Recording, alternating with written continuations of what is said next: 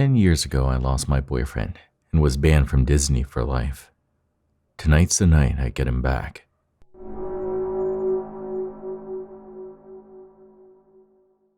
The park hadn't changed. The same suffocating smells twisted my gut, a reminder of the night they took him away. The crowd around me was a blur. I had dreamed of coming back, inside the white room that held me and called me crazy. I imagined this exact moment. The little girl was my only way back to him. I held her hand, squeezing tight. Security walked past, the breath catching in my throat. "Do you remember what to do, Ruby?" "Riley," she corrected in a grumble. The little girl cocked her head. "Yes," she said. "But where are you going?" I felt my eyes sting. "Who's your favorite Disney prince?" "Coco. Yours?" I squeezed her hand tighter.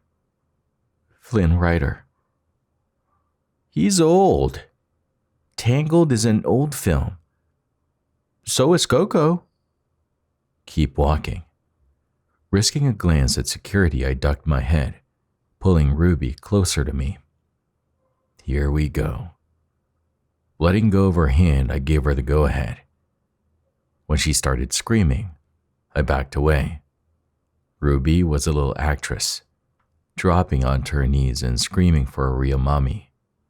She drew the perfect amount of attention, allowing me to bleed into the shadows. The same door I stumbled through 10 years ago stood in front of me, the door from my nightmares. Therapists told me it wasn't real, so I bit all of them.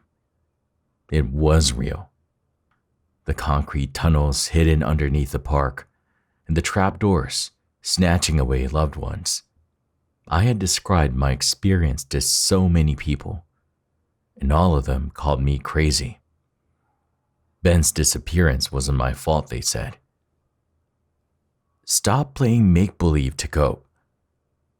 Stumbling through that same tunnel that kidnapped my boyfriend, I knew it wasn't all in my head.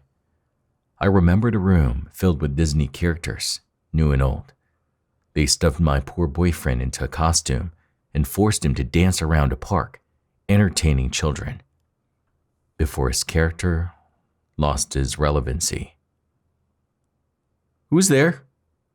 A voice sent me backing into a door and slipping through the gap. Harsh light seared my eyes when I twisted around, only to find myself staring at clothes. No, not just clothes. Bodies. New and old. Heads and limbs and torsos scattered like doll pieces.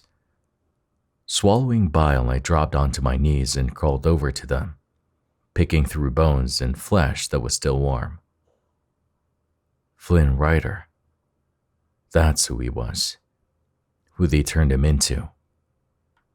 I found him crushed under Elsa and Hans, forgotten and left to rot.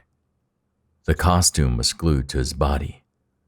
One arm was missing, an eye plucked from his socket. Rubber-looking skin, but it was still him. It was Ben. He was still warm, somehow. When I hugged him to my chest, his body moved. Ben's eye flickered, his expression twisting. "Hi," I whispered. Ben blinked, his lips splitting into a grin, congealed blood welling from his nose. "You broke my smolder. Zinda. Listen, Blondie." Not Ben.